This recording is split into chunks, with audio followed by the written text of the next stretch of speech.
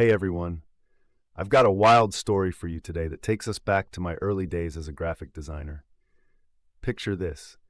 I was just 22, fresh out of college, bursting with ideas and creativity. My first gig was at an advertising company that specialized in those awful print car ads you'd find stuffed in your mailbox. Yeah, the ones you toss straight into the trash. You know the type. Bold font screaming at you and cramming in every bit of space with cars. It was like a visual assault, and I was stuck in the trenches. Right from the start, I had this naive hope that I could suggest some actual design improvements. I mean, come on, how hard could it be to make an ad that didn't look like a dumpster fire? But oh boy, was I in for a rude awakening.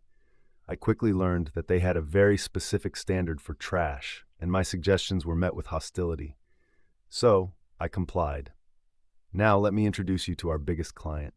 He was the golden goose, bringing in piles of cash and ordering the most atrociously designed ads imaginable.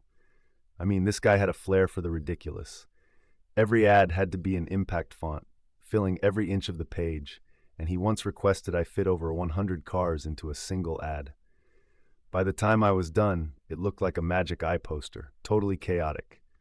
But it didn't stop there. Over the year, this guy only got more demanding. He started dictating not just the layout, but the colors as well. One by one, I watched as my palette was systematically stripped away.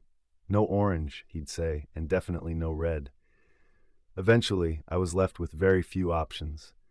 After he said I could no longer use orange, I took a deep breath and asked, "Just to confirm, you don't want me to use red, orange, yellow, green, purple, pink, brown, white, or black?" He nodded emphatically. At that moment, it hit me. The only color left was blue. So I went to work, pouring hours into the ad.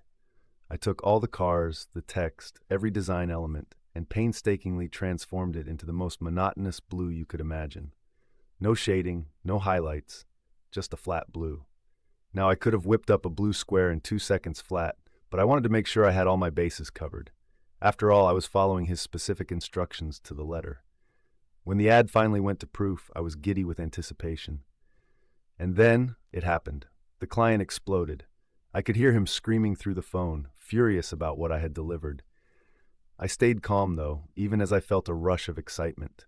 I simply reminded him, "But you told me the only color I could use was blue. I used every picture and element you requested, and I made them blue, just like you wanted."